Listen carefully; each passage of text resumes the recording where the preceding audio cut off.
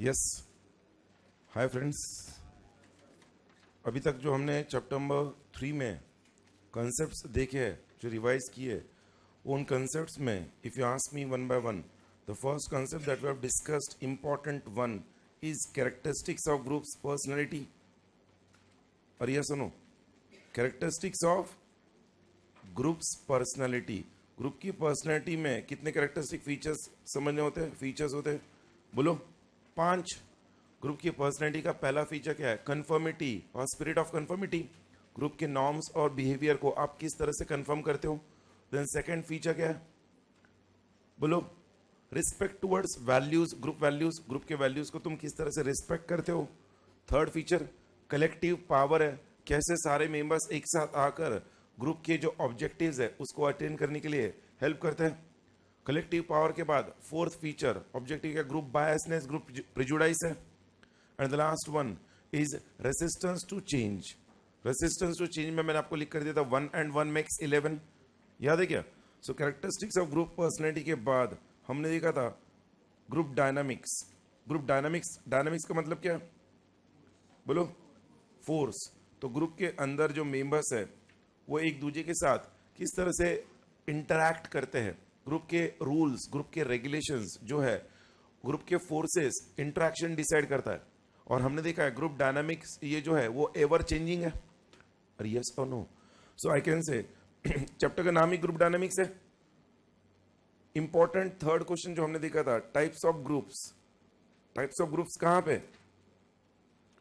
अरे बोलो, in an organisation.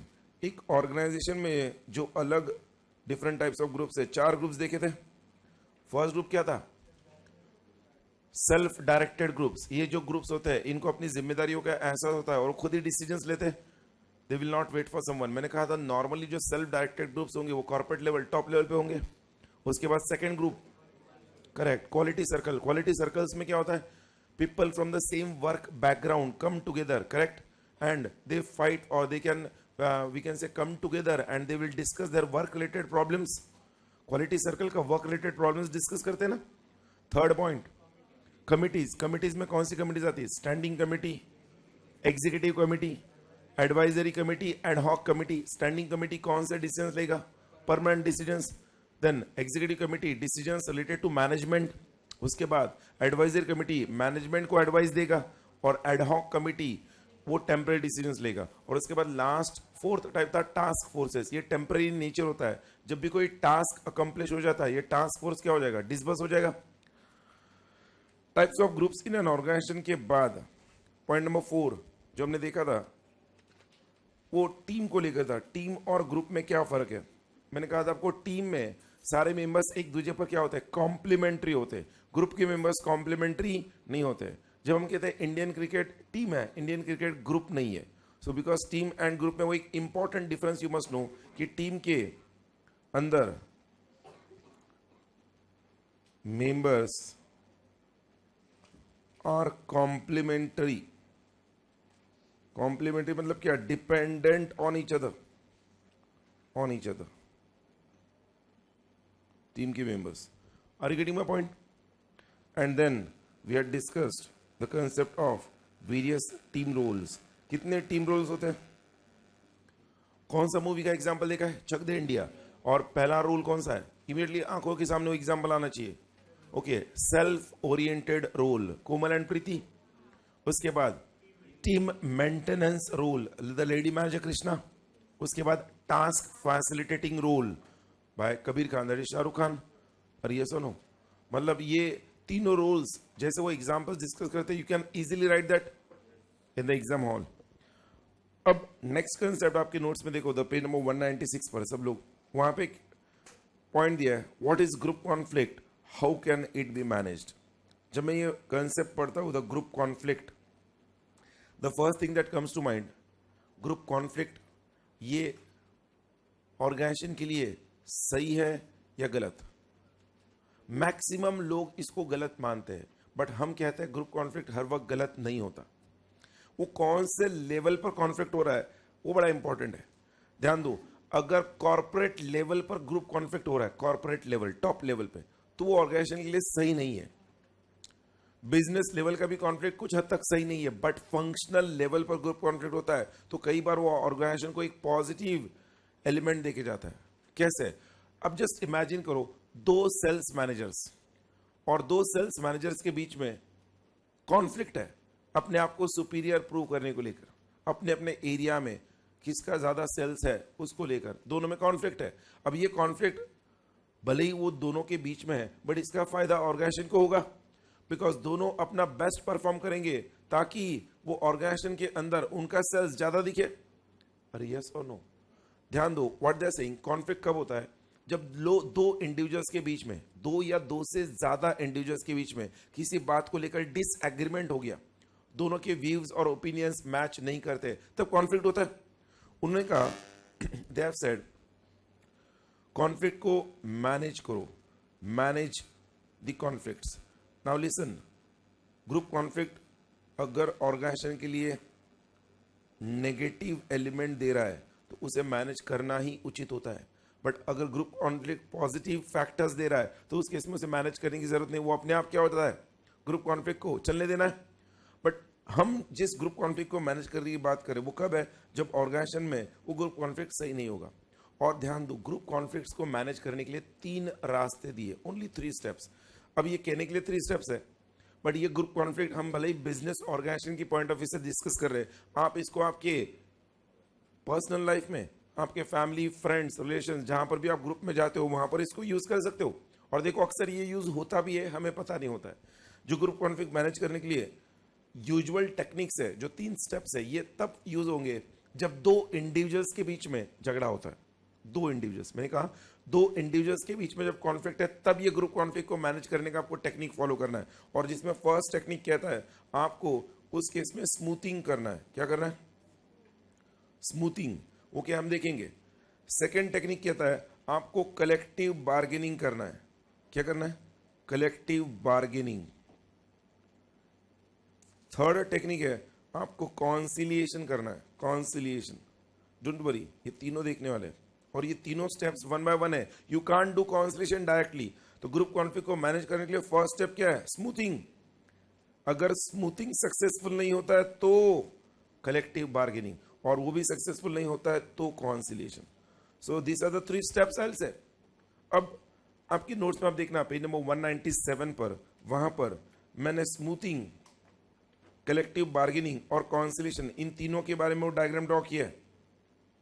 And if you सी, जैसे मैंने लिख कर दिया है, स्मूथिंग नंबर 1 होगा, collective bargaining number 2 and conciliation number 3। अगर स्मूथिंग सक्सेसफुल नहीं होता है तो कलेक्टिव बार्गेनिंग और उसके बाद कॉन्सिलिएशन, लास्ट स्टेप। प्लीज ध्यान दो, अब उधर थियरी मत पढ़ो। स्मूथिंग में क्या करते हैं? Don't read please. स्मूथिंग में जब 2 लोगों के बीच में झगड़ा हो रहा है, ग्रुप कॉन्फ्लिक्ट है ना, जो ग्रुप का लीडर होगा वो दोनों को बुलाएगा, वो दोनों को बुला के बोलेगा देखो फिलहाल के लिए तुम तुम्हारा झगड़ा साइड में रख दो, हमारे ग्रुप का जो ऑब्जेक्टिव है उस पर फोकस करो। हम जैसे ही ये ऑब्जेक्टिव अटेन होगा हम मिलकर तुम्हारे कॉन्फ्लिक्ट को रिजॉल्व करेंगे। What the group leader has done, group leader ने क्या किया है? उसने वक्त को जाने दिया है। देखो जब भी कोई झगड़ा होता है, कॉन्फ्लिक्ट होता है, उसे तुरंत अगर आप रिजॉल्व करने के लिए जाओगे तो झगड़ा बढ़ भी सकता है। मैं जो बोल रहा हूं समझ आ गया? मैंने कहा आपको कॉन्फ्लिक्ट किस कारण होता है? 2 इंडिविजुअल्स के बीच में जब किसी बात को लेकर डिसएग्रीमेंट हो जाए तब। अरे बोलो भाई। तो ग्रुप कॉन्फ्लिक्ट को अगर मैनेज करना है तो वो जो ग्रुप लीडर है वो क्या करेगा? दोनों को बोलेगा एक काम करो, तुम्हारा जिस बात को लेकर डिसएग्रीमेंट है ना, उस मैटर को साइड में रखो, leave the matter of disagreement and focus on the group objectives. और जब ऑब्जेक्टिव अचीव होगा तब जाके हम तुम्हारे इस कॉन्फ्लिक्ट को क्या करेंगे? रिजॉल्व करेंगे। ऐसा करने के पीछे का पर्पस क्या होता है? ताकि जब वो leave the matter of disagreement कह देगा दोनों को, दोनों उस बात को बोलकर जब ग्रुप के ऊपर फोकस करेंगे, कुछ समय बाद जब उस कॉन्फ्लिक्ट का असर थोड़ा कम हो जाएगा तो अपने आप वक्त मरहम लगा देता है। अरे मैं जो बोल रहा हूं समझ रहा है कि नहीं? तो ये पहला हम कह सकते हैं एक प्रॉपर डिप्लोमेटिक तरीका है जिससे कॉन्फ्लिक्ट को रिजॉल्व करना। आप देखो ना, घर में भी अक्सर ऐसा होता है, भाई बहन के बीच में झगड़ा हो गया, पेरेंट्स कहते हैं तू पहले वो झगड़ा छोड़ दो, पहले तुम ध्यान दो कि हमें क्या करना है। मान लो पिकनिक में जाने को लेकर झगड़ा है, प्लेसेस को लेकर, पेरेंट्स बोलेंगे रुको तुम झगड़ा मत करो, और बोल रहे हम पिकनिक जाना है कैंसिल करते, बोलते नहीं नहीं नहीं नहीं ठीक है, फिर हम लोग डिसाइड करते हैं. So why leave the matter of disagreement and focus on that objectives. I hope you are getting it. दो इंडिविजुअल्स के बीच में झगड़ा हो, मार्क करो द स्मूथिंग में, leave the matter of disagreement and emphasis is given on the common interest. Emphasis मतलब focus. अरे यस और नो, ये पहला स्टेप सबको समझ है. ये स्टेप कौन लेगा? Group leader. बट देखो ये पहला स्टेप तभी पॉसिबल है दोस्तों जब वाकई में कॉन्फ्लिक्ट कोई ज्यादा सीरियस नहीं है, ज्यादा सीरियस कॉन्फ्लिक्ट नहीं है. बट वो जो दो इंडिविजुअल्स है, जब उनको कहा गया ग्रुप लीडर की तरफ से तुम मैटर ऑफ डिसएग्रीमेंट भूल जाओ और कॉमन इंटरेस्ट पर फोकस करो, वो कहते नहीं चलेगा. वो बोलते नहीं चलेगा, एक तो वो रहेगा या मैं रहूंगा ग्रुप में. आज फाइनल फैसला होके ही रहेगा, एक तो वो या मैं, दोनों ऐसे ही इस बात पर अड़े. अब ग्रुप लीडर को समझना चाहिए कि यहां पर स्मूथिंग से बात नहीं जम रही है, बिकॉज दोनों अपनी अपनी बात पर अड़ गए. तो ग्रुप लीडर बोलेगा एक काम करो, तुम्हें बहुत इच्छा है इस कॉन्फ्लिक्ट को रिजॉल्व करने की, एक काम करो तुम दोनों बाहर हो जाओ. तुम्हारा कौन रिप्रेजेंटेटिव है, किसको बोलेंगे? जिसका कॉन्फ्लिक्ट में जो दो पर्सन है ना, दोनों के रिप्रेजेंटेटिव्स को बुलाया जाएगा. उसे बोलेगा तुम्हारे बिहाफ पे कौन आना चाहता है? ओके तुम 3 लोग. तुम्हारे बिहाफ पे कौन आना चाहता है? तुम 3 लोग. ओके तुम दोनों जिनके बीच में कॉन्फ्लिक्ट हुआ उनको बाहर रख देंगे. सुनो, उनके रिप्रेजेंटेटिव्स को बुलाया जाएगा. क्यों? ध्यान दो, कोई भी व्यक्ति जब कॉन्फ्लिक्ट में होता है वो किसके दम पर कॉन्फ्लिक्ट करता है? अपने कार्यकर्ताओं के दम पर, अपने रिप्रेजेंटेटिव्स के दम पर. अरे समझ रहा है कि नहीं? अरे यस और नो, जिनके बीच में कॉन्फ्लिक्ट हुआ उनको बाहर रख दिया और उनके रिप्रेजेंटेटिव्स को अंदर लाया. उन रिप्रेजेंटेटिव्स को बोल दिया क्या आपको इस कॉन्फ्लिक्ट को रिजॉल्व करना है? वो कहते यस हमें रिजॉल्व करना है. ठीक है, दोनों के रिप्रेजेंटेटिव्स बैठेंगे और उस कॉन्फ्लिक्ट को डेमोक्रेटिक वे में, डेमोक्रेटिक मतलब क्या, दोनों उसमें से उस कॉन्फ्लिक्ट से बाहर निकलने का रास्ता निकालेंगे. दोनों के रिप्रेजेंटेटिव्स डेमोक्रेटिक मैनर में रास्ता निकालेंगे. और अब दोनों के रिप्रेजेंटेटिव जिस रास्ते पर, जिस डिसीजन पर आएंगे, वो दोनों जिनके बीच में कॉन्फ्लिक्ट हुआ उनको एक्सेप्ट करना ही है. अरे मैं जो बोल रहा हूं समझ रहा है क्या? एक बहुत अच्छा तरीका है जिसमें डेमोक्रेटिक वे में दोनों के रिप्रेजेंट, डेमोक्रेटिक मतलब क्या, दोनों का अपॉर्चुनिटी ऑफ बीइंग हर्ड. अच्छा तुम बोलो किसकी वजह से कॉन्फ्लिक्ट हुआ? वो तीनों रिप्रेजेंट बोलेंगे ऐसा ऐसा हुआ, उसने ऐसा किया ऐसा किया. ठीक है तुम बोलो ओके अभी इसमें से रास्ता निकालना है. तुम तीनों और तुम तीनों सजेशन दो. मैं 3 बता रहा हूं, it can be anything. Representatives होंगे, वो दोनों अपने अपने इनपुट देंगे और रास्ता निकालने की कोशिश करेंगे. ये तब पॉसिबल होगा जब दोनों के रिप्रेजेंटेटिव्स उस लेवल के अंडरस्टैंडिंग वाले होंगे. बट कुछ लोगों के रिप्रेजेंटेटिव्स ऐसे है, वो भी उसी के जैसे नहीं, क्योंकि इन्होंने ही भड़काया होता है. तो अब डेमोक्रेटिक मैनर जब फेल हो जाता है तो ऐसे केस में कॉन्फ्लिक्ट को रिजॉल्व करने के सारे प्रयास उस ग्रुप लीडर ने उस वक्त छोड़ देने चाहिए. ग्रुप लीडर उस वक्त बोलेगा देखो मैंने कोशिश की तुम लोगों को समझाने की, तुम लोग बात नहीं मान रहे हो, तुम अपनी बात पर अड़के हो, एक काम करो अब मैं इसमें इन्वॉल्व नहीं होऊंगा, तुम्हें क्या करना है करो, मैं इसके अंदर रोल प्ले नहीं करूंगा. अगर इस कॉन्फ्लिक्ट को रिजॉल्व करना है, लेट द टीम पर्सन और द कॉन्सिलिएटर और the facilitated play a role. मतलब क्या? सुनो, पहला रास्ता मैंने क्या कहा ग्रुप कॉन्फ्लिक्ट मैनेज करने का? Leaving the matter of disagreement मतलब स्मूथिंग, उस मैटर को स्मूथ बना देना, डिसएग्रीमेंट को छोड़ देना और फोकस किस पर रखना? कॉमन इंटरेस्ट पर. जब वो सक्सेसफुल नहीं होगा तो सेकंड, अरे बोलो, कलेक्टिव बार्गेनिंग कहते हैं उसे. कलेक्टिव बार्गेनिंग मतलब एक साथ आकर दोनों के रिप्रेजेंटेटिव्स उस पर फैसला निकालेंगे इन ए डेमोक्रेटिक मैनर. जब वो भी सक्सेसफुल नहीं होता है तो थर्ड रास्ता कॉन्सिलेशन जो दिया ना, वो आखिरी कोशिश होती है conciliation. What is the final, we can say final try made by the person to resolve it. But ये ग्रुप लीडर नहीं करेगा, ये एक थर्ड पार्टी करता है कॉन्सिलेटर में. Usually it is known as arbitrator, facilitator. वो क्या करेगा?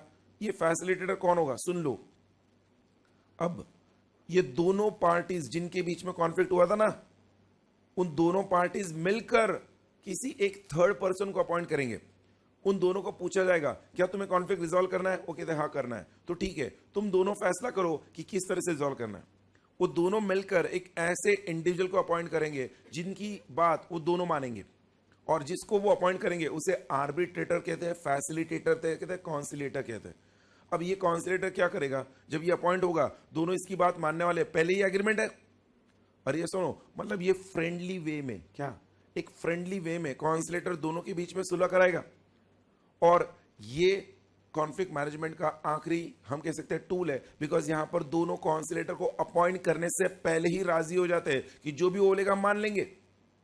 अरे समझ रहा है कि नहीं? वहां पर देखो, पहले कलेक्टिव बार्गेनिंग में मार्क करो, representative of each group comes together and tries to resolve the conflict in a democratic manner, and then conciliation में group once again comes together to resolve the conflict and involve a dash, अरे बोलो, facilitator in the conciliation process। ये तीनों steps पढ़ने के बाद दोस्तों वाकई में ये रियल लाइफ में भी दो लोगों के बीच में हुआ था, अनिल अंबानी और मुकेश अंबानी। जब उनके बीच में कॉन्फ्लिक्ट हुआ था रिलायंस के कंट्रोल को लेकर, रिलायंस इंडस्ट्रीज को मैनेज करने को लेकर, उनके फादर के डेथ के बाद, तो ये तीनों स्टेप्स फॉलो हुए थे। और इन तीनों स्टेप्स में पहला स्टेप जो स्मूथिंग था वो उनकी मदर कोकिलाबेन अंबानी ने किया था। कोकिलाबेन अंबानी ने दोनों को कह दिया था तुम तुम्हारे बीच का झगड़ा भूल जाओ और रिलायंस को कैसे ऊपर लेके जाओगे इसके लिए कोशिश करो। दोनों ने उनकी मां की बात को मानकर काफी, हम कह सकते हैं साल 2 साल तक प्रयास किया, कोशिश किया, बट उनका कॉन्फ्लिक्ट रिजॉल्व ही नहीं हो रहा था। हर बात को आकर कहीं ना कहीं बात अड़ जाती थी। तब डेमोक्रेटिक मैनर में भी दोनों के कॉन्फ्लिक्ट को रिजॉल्व करने की कोशिश की गई। दोनों के अपने अपने रिप्रेजेंटेटिव्स आए और उन्होंने किस तरह से रिलायंस को मैनेज करना है इसको लेकर काफी माथा पिच्ची की, बट बात नहीं जमी, बिकॉज दोनों रिलायंस इंडस्ट्रीज का कंट्रोल चाहते थे, जो कि पॉसिबल नहीं था। एक ही कंपनी का कंट्रोल दो लोग नहीं कर सकते। और जब कलेक्टिव बार्गेनिंग भी फेल हो गया तो एंड में उन्होंने केवी कामत, जो उस वक्त आईसीआईसीआई बैंक के चेयरमैन थे, रिलायंस इंडस्ट्रीज का सारा ट्रांजैक्शन आईसीआईसीआई बैंक के थ्रू होता है, और केवी कामत के धीरूभाई अंबानी के साथ काफी अच्छे रिलेशंस थे। तो दोनों भाइयों ने यह फैसला कर लिया, अब हम क्योंकि रिजॉल्व नहीं कर पा रहे कलेक्टिव बार्गेनिंग से, will go to KV Kamath, will appoint him as a conciliator facilitator, और वो जो फैसला लेंगे, वो जिस तरह से रिलायंस को स्प्लिट करके देंगे, हमें वो मंजूर होगा और हम अपनी कंपनीज को चलाएंगे। और फिर केवी कामत ने रिलायंस इंडस्ट्रीज का डीमर्जर किया और उन दोनों भाइयों के बीच में रिलायंस ग्रुप को बराबर से अपने तरीके से क्या कर दिया, डिवाइड कर दिया। दोनों ने उसे एक्सेप्ट कर लिया। अरे समझ रहे कि नहीं? I hope it is clear. Question exam में आता है, short note on managing group conflicts. I hope you can do it. बढ़ू मैं आगे।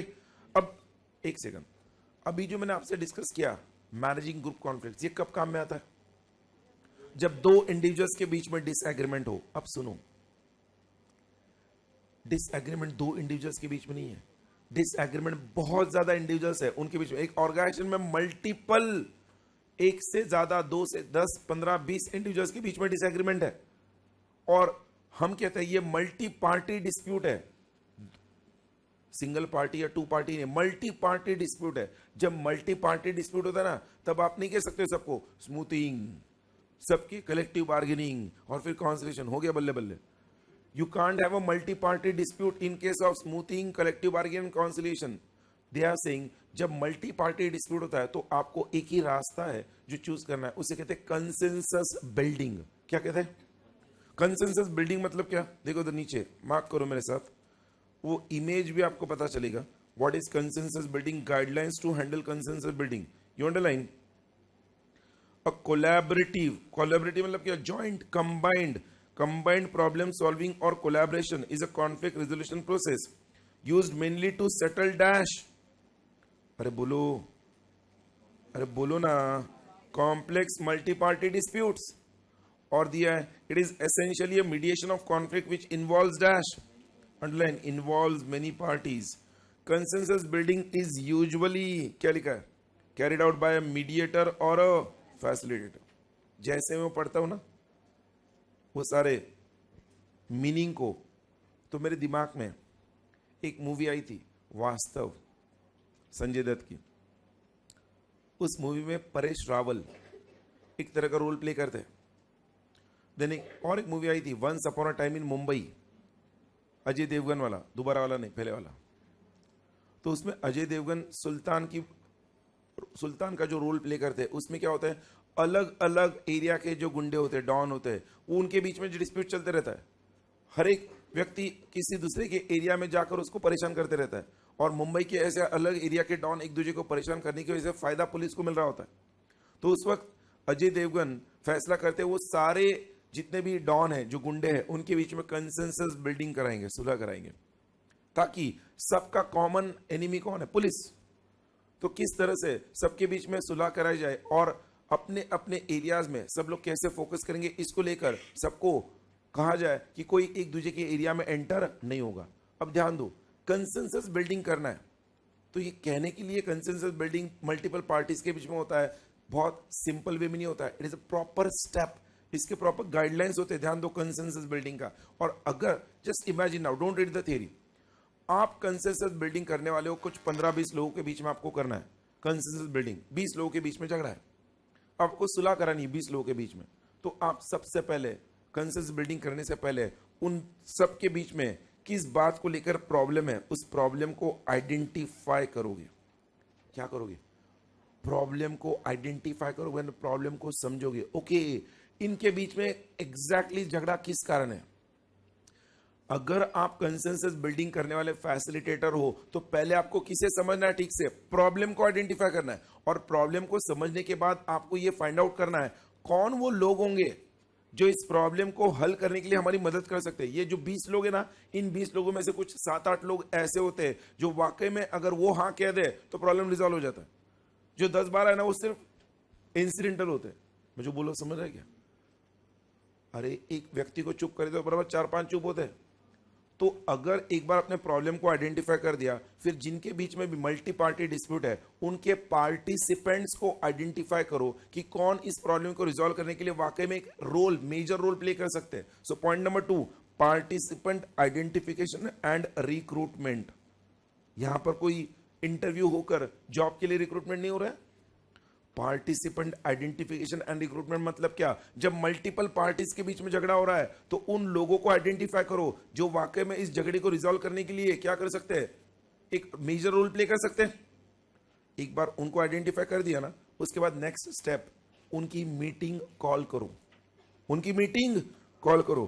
कन्वेनिंग मतलब क्या? Calling a meeting of this people, जिनको आपने आइडेंटिफाई किया। अरे बोलो भाई, पहले 3 स्टेप्स। सब लोग, हमने ये 3 स्टेप्स कंसेंसस बिल्डिंग को लेकर। देखो सोसाइटी में झगड़ा हो गया पानीपत से 2-4 घर में। अब इस केस में सोसाइटी का जो चेयरमैन है या सेक्रेटरी है, वो किस तरह से कंसेंसस बिल्डिंग करेगा? अरे भाई किस किन के बीच झगड़ा हो गया, ओके, उन लोगों में से उनके पार्टिसिपेंट्स को आइडेंटिफाई करो, और उनके बीच में पार्टिसिपेंट आइडेंटिफाई करने के बाद सिर्फ उन्हीं लोगों की मीटिंग कॉल करो, क्योंकि उस मीटिंग में बाकी लोग आ गए तो झगड़ा बढ़ा देते। यस और नो? उन्हीं लोगों की मीटिंग कॉल करो। मीटिंग कॉल करने के बाद जब मीटिंग कंडक्ट होगा, मीटिंग कंडक्ट होने से पहले मीटिंग का प्रोसेस मतलब क्या? स्टेप्स डिजाइन कर दो। क्योंकि अगर झगड़ा अलग अलग इश्यूज पर है, सुन लो, मीटिंग का प्रोसेस डिजाइन क्यों करना है?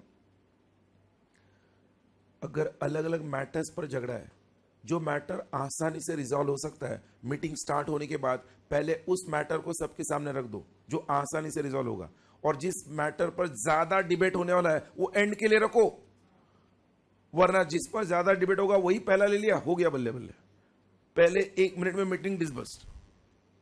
तो जब आप मीटिंग के प्रोसेस को डिजाइन करते हो, मतलब आपको सोच समझ कर ये करना है कि एग्जैक्टली जिन जिन बातों को लेकर प्रॉब्लम है, जो इजी प्रॉब्लम्स है वो नंबर 1 पे आएंगे, और जो ज्यादा डिफिकल्ट लेवल के है डिस्प्यूट्स वो लास्ट पे रहेंगे। अरे समझ रहा है कि नहीं?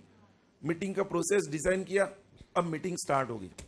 मीटिंग जैसे स्टार्ट होगी, सारे पार्टिसिपेंट्स बैठे हुए, सबको कह दिया आज का मीटिंग बुलाने का पर्पज ये है कि आप सबके बीच में जो कंसेंसस बिल्डिंग बहुत जरूरी है, हमारे सोसाइटी में जो लोग रहते हैं, सबका एक ही यहाँ पर आने का और रहने का प्रयास होता है कि everyone wants to live in peace and harmony. तो ऐसे डिस्प्यूट्स आए दिन नहीं चलेंगे, तो हम चाहते हैं कि इस डिस्प्यूट को जल्द से रिजॉल्व किया जाए और सब लोग भाईचारे से रहे। तो इसलिए अगर सबका ये कॉमन मोटिव है, तो हम जिस बात को लेकर प्रॉब्लम्स है पहले सबके सामने, आप पार्टिसिपेंट के सामने रख रहे, आपके पॉइंट ऑफ व्यू से उसको स्टडी करने के लिए। सो प्रॉब्लम को, मीटिंग जैसे स्टार्ट होगा, प्रॉब्लम को डिफाइन करो सबके सामने और एनालिसिस करने के लिए रख दो, मतलब स्टडी करने के लिए कर। तो हर एक व्यक्ति के सामने प्रॉब्लम को डिफाइन किया जाएगा और एनालिसिस के लिए रख जाएगा। एनालिसिस मतलब क्या? स्टडी। हर व्यक्ति जो पार्टिसिपेंट होगा ना, जब वो स्टडी करेगा ना, हर एक को कहा जाएगा इस प्रॉब्लम के लिए तुम्हारा सॉल्यूशन लिख कर दो। ओरली मत बोलो, क्या कहा जाएगा? लिख कर दो। हर एक व्यक्ति जो पार्टिसिपेंट बैठा होगा, देखो ये टेक्निक आप भी फॉलो कर सकते हो।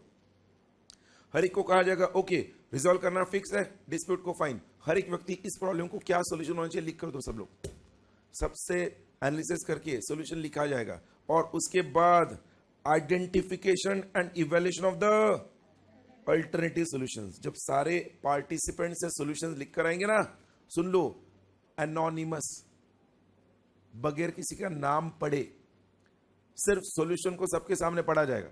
देखो इस डिस्प्यूट को रिजॉल्व करने के लिए हमारे पास इतने 6-7 सॉल्यूशंस आए, हम पढ़ रहे वन बाय वन। अरे समझ रहा है कि नहीं दोस्तों?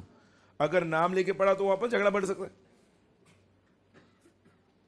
एनोनिमसली वो सॉल्यूशन को सबके सामने पढ़ा जाएगा, बगैर किसी का नाम लिए जिसने वो सॉल्यूशन दिया। पार्टिसिपेंट्स में से होता है, और फिर सारे पार्टिसिपेंट्स जिस सॉल्यूशन पर अपनी राय बना लेते हैं कि यस ये सॉल्यूशन ज्यादा बेटर लग रहा है सब में से, तो उस सॉल्यूशन को लेकर डिसीजन मेकिंग होगा। क्या इस सॉल्यूशन को लेकर हमें वाकई में इंप्लीमेंट करना है, डिसीजन लिया जाएगा। अगर सब लोग अप्रूवल दे देते हैं तो उस डिसीजन को, उस सॉल्यूशन को क्या किया जाएगा, इंप्लीमेंट किया जाएगा। अरे बोलो, मतलब अगर आप इनके गाइडलाइंस को लिखना चाहोगे कंसेंसस बिल्डिंग के, तो लर्न करने की जगह you have to imagine yourself in a communication consensus building dispute. Consensus building dispute की अपने आप को एक लीडर बना लो, फैसिलिटेटर, काउंसिलेटर। क्या करोगे, बगैर देखे मुझे बोलो स्क्रीन पर, बगैर देखे बोलो तो पहले स्क्रीन पर देखे बोलो। एक बार प्रॉब्लम को आइडेंटिफाई करोगे, आइडेंटिफाई करने के बाद सारे पार्टीज के सामने उस प्रॉब्लम को, एक सेकंड, प्रॉब्लम को आइडेंटिफाई करोगे, फिर पार्टिसिपेंट्स को आइडेंटिफाई करोगे कि कौन उस प्रॉब्लम को रिजॉल्व कर सकते हैं। उसके बाद उनकी मीटिंग कॉल करोगे, कन्वीन करोगे। मीटिंग कन्वीन हो गई, मीटिंग का प्रोसेस डिजाइन करोगे। प्रोसेस डिजाइन हो गया, मीटिंग में सबके सामने प्रॉब्लम को डिफाइन करोगे और एनालिसिस के लिए रखोगे, मतलब हर एक के सॉल्यूशन के लिए रख दोगे। सबसे सॉल्यूशन लिया जाएगा। नॉर्मली कैसे होगा, इन राइटिंग। सॉल्यूशन लेने के बाद एक बोलो बेस्ट सॉल्यूशन को आइडेंटिफाई किया जाएगा, इवैल्यूएट किया जाएगा और सबके सामने रखा जाएगा फॉर डिसीजन मेकिंग। सब अगर डिसीजन मेकिंग में जब सबके सामने सॉल्यूशन आता है, सब अगर अप्रूवल दे देते हैं उस पर्टिकुलर सॉल्यूशन को लेकर, वो सॉल्यूशन इंप्लीमेंट होगा।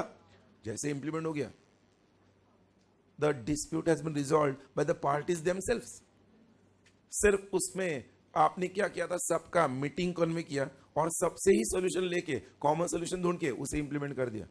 ये सोसाइटीज में अक्सर होता है, बड़े बड़े ऑर्गेनाइजेशंस में होता है, because that is the right way to resolve multi party disputes. और इसको लेकर एग्जाम में क्वेश्चन कैसा था, straightforward, what is consensus building, explain the guidelines और स्टेप्स फॉर कंसेंसस बिल्डिंग।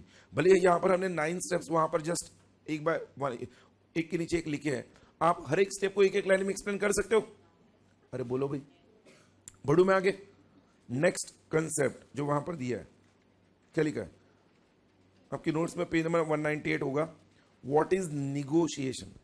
ये कंसेप्ट जैसे पढ़ता हो ना दोस्तों, मुझे बोलो, आप लोगों से एक उत्तर चाहिए। निगोशिएशन एंड बार्गेनिंग, इसमें क्या अंतर है,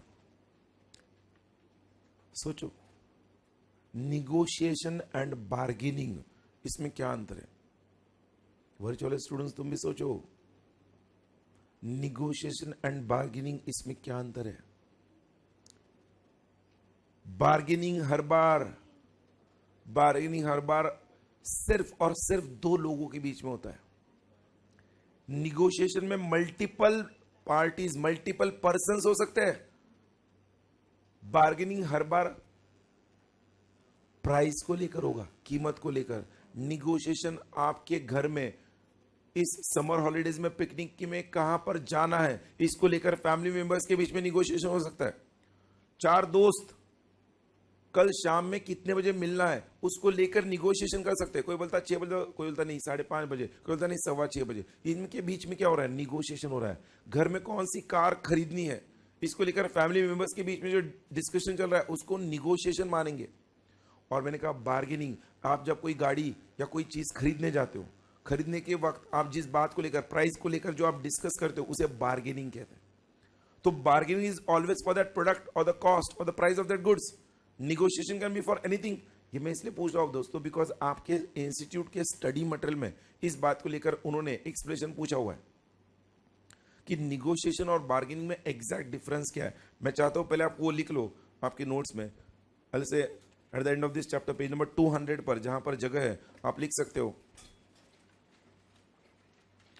और गिव अ रेफरेंस कि क्या लिख रहे हो आप, किसके कंटेक्स्ट में लिख रहे हो। तो एक साइड में आप लिखोगे निगोशिएशन, एक साइड में लिखोगे बार्गेनिंग। अरे बोलो भाई, निगोशिएशन में आप लिखो point number 1, not always between, अरे बोलो, अरे बोलो ना, not always between two people, bargaining always between two people, not always ऐसा क्यों लिखा है? बिकॉज कई बार निगोशिएशन कभी कभी दो लोगों के बीच में भी हो सकता है ना, तो बोलने का नहीं बार्गेनिंग हो रहा है। Always between two people is bargaining. Number 2, negotiation में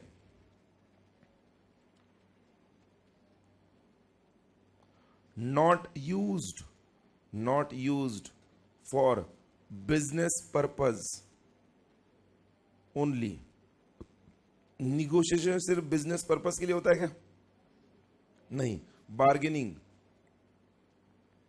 only for price of the goods oblique services.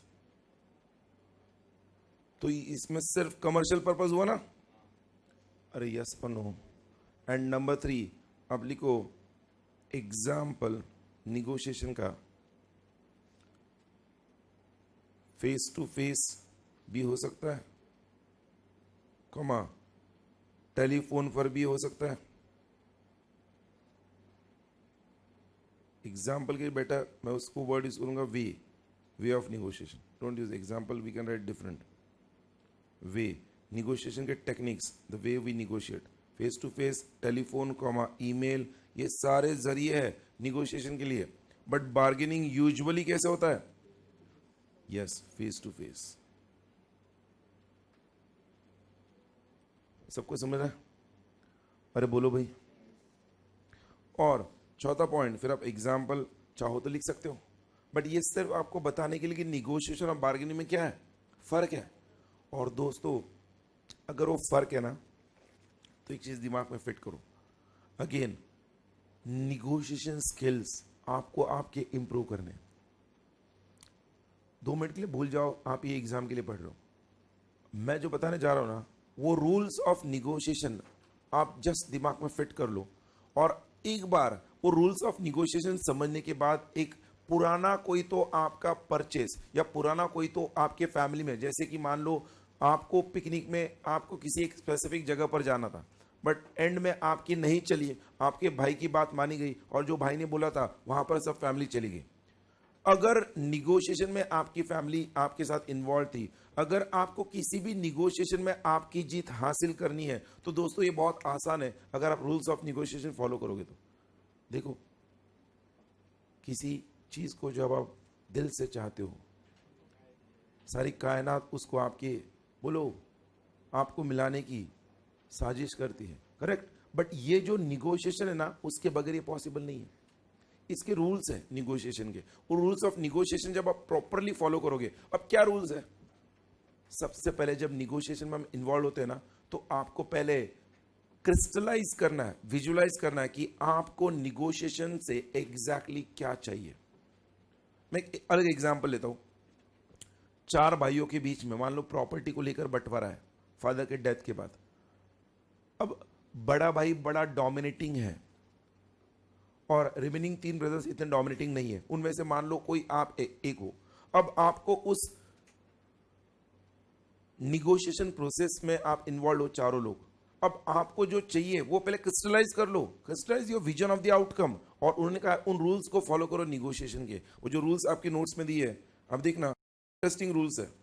1 by 1 I will से first, you underline, remember everything is negotiable. जब भी आप निगोशिएशन में इन्वॉल्व होते हैं, ये मत सोचो अरे ये तो मुझे मिलने से रहा। Remember everything is negotiable. Number 2, crystallize your vision of the outcome. उस निगोशिएशन से आपको क्या हासिल करना है, ये पहले ही क्या करो, क्रिस्टलाइज करके रखो, सोच के रखो, वरना कई लोग सिर्फ निगोशिएशन में इन्वॉल्व होते, पता ही नहीं होता क्या चाहिए। निगोशिएशन, नहीं नहीं ऐसा नहीं, ऐसा नहीं, first find out what exactly want, why, because they are saying, कई बार जब हम सोच के रखते क्या चाहिए और निगोशिएशन में इन्वॉल्व होते हैं, अगर वो हमें फर्स्ट स्टेप पे मिल रहा है तो किस लिए निगोशिएट करने। So crystallize your vision of the outcome, और इसलिए उनका prepare in advance, ask questions, और ये सबसे इंपॉर्टेंट एलिमेंट मैं कहूंगा, फर्स्ट ऑलवेज व्हाट, अरे बोलो लिसन। जो मैंने कहा लिसन, व्हाई, बिकॉज जो आपको चाहिए वो निगोशिएशन में शुरुआत में ही मिल गया, आपने सुनने के बाद तो आपको आगे बढ़ने की जरूरत ही नहीं। But you have to always keep in mind, लोग निगोशिएशन में इन्वॉल्व होने का खुद ही इतना बोलते हैं, जो ज्यादा बोलेगा ना निगोशिएशन में, ध्यान रखना एंड में हार उसकी पक्की है। दिमाग में फिट करो, सर ने एक बहुत बड़ा ब्रह्मास्त्र दिया है। आज के बाद घर में अगर कुछ बात को लेकर निगोशिएशन हो रहा है, कहीं पे जाने के लेकर, किसी बात को लेकर, पहले कुछ नहीं बोलने का, बैठना का, वहां पे सब चुप बैठने का, सबका सुनने का, ओके। फिर एंड में सब लोग बोले तू बोला तो क्या बोलत नहीं है, फिर शुरू होने का, मतलब पहले सुनने का, you have to listen, that listening skill. वरना आपने पहले सब बयां कर दिया ना, हो गया, वो वैसे भी साइडलाइन किया जाएगा। और जब सब लोग बोलते ना तू कुछ बोल, मतलब आप सब लोग सीरियसली सुन रहे तुम्हारे बात को, फिर उसको प्रॉपर्ली कैसे प्रेजेंट करने का दिया उन्होंने। फर्स्ट लिसन, लिसन करने के बाद आगे दिया डेवलप ऑप्शंस एंड स्ट्रेटेजीज, मतलब plan A, plan B, plan C ready होना चाहिए। जब आप निगोशिएशन में इन्वॉल्व हो, you must have that multiple plans in mind, develop options and strategy. और एक पॉइंट जो आगे दिया है, जो सब लोगों को करना जरूरी होता है, थिंक लाइक अ डॉल्फिन। अब शुरू बोलते सर डॉल्फिन क्यों? देखो, डॉल्फिन एक ऐसी मछली है जो एक शार्क मछली के साथ भी रह सकती है और वो इंसानों के साथ भी रह सकती है। मतलब ह्यूमंस एंड डॉल्फिन को हम मैमल कहते हैं, mammal. It can live with human beings also and in a sea of carbs also. मतलब वो अपने आप को अकॉर्डिंग टू द सिचुएशन क्या करती है, अरे बोलो चेंज करती है, एडजस्ट करती है। अरे समझ रहा है कि नहीं? जब आप निगोशिएशन में इन्वॉल्व होते हो ना, आपको डॉल्फिन की तरह सोचना है। क्या दिया होता है? देखो, dolphins are able to adopt their strategies and behaviour to their counterparts. इसका मतलब क्या पता है? मैं आपको बता रहा हूं, सुन लो। आप हो निगोशिएशन में इन्वॉल्व, आपको बोला गया आपकी बात रखो, ठीक है, आपने आपकी बात रख दी, बट आपके उस निगोशिएशन प्रोसेस में एक ऐसा पर्सन है जो काफी डोमिनेटिंग है। वो कोई भी हो सकता है, आपका भाई बहन, आपके पेरेंट्स, कोई भी हो सकता है जो काफी डोमिनेटिंग है। आपको उन्होंने दिया हुआ फैसला आपको मंजूर नहीं है, तो आप उसे इमीडिएटली ना मत बोलो। You have to think like a dolphin.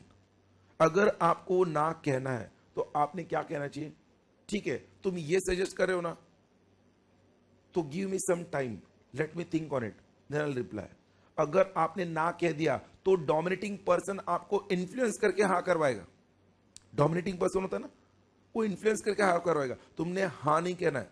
You have to think like a dolphin, they are saying you have to adopt, because वो लाइक अ शार्क है ना, कार्प है, so you have to adopt. Okay, let me think and I will get back to you, और give me 1 days time, give me 2 days time. What happens in this case, जो dominating person होता है ना, उसका dominance एकदम से कम हो जाता है। वो सोचता है कि आपने उसकी बात मान ली, आपने सिर्फ ये कहा गिव मी 1 डेज टाइम, हो सकता है अच्छा मतलब ये मान गया, and then later on when you are not in front of him, then communicate that you don't accept that. अरे समझ आया कि नहीं? They are saying think like a dolphin। और एक चीज जो निगोशिएशन के रूल्स में, अगर आपको अगेन जीत हासिल करनी है दोस्तों, इसको अपने दिमाग पे, जहन में फिट कर लो। What is this? अरे व्हाट इज दिस? अरे what is this? Never accept the first offer.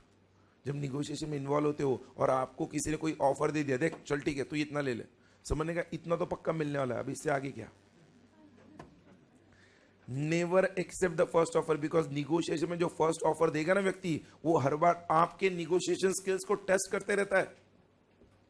वो करता है। सर ने कहा था निगोशिएशन का रूल, जब इन्वॉल्व होते हो never accept the first offer. गाड़ी खरीदने जा रहे हो, गाड़ी खरीदने जा रहे हो, भले वो बार्गेनिंग है, बट 4-5 फैमिली मेंबर्स साथ में जाके गाड़ी को खरीदना है। अब वहां पे निगोशिएशन हो रहा है कि कौन सा मॉडल खरीदना है, उसको लेकर भी निगोशिएशन।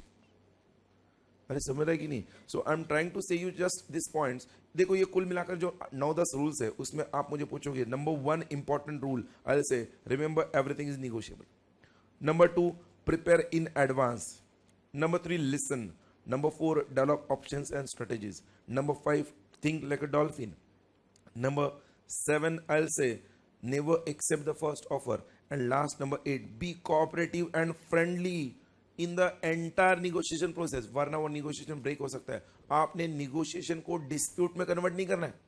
लोग convert कर देते हैं. नहीं हो गया झगड़ा शुरू. It's better because negotiation में end of the day जिन लोगों के बीच में हो रहा है उनका पर्पस क्या है? सारे मेंबर्स को खुश करना. Everyone should be satisfied. So be cooperative and friendly in the entire negotiation process. कई बार ऐसा कहते हैं ignorance is bliss. पता है आपको? Ignorance is bliss. कई बार जो चीजें हमें नहीं पता होती ना वही हमारे लिए अच्छी होती.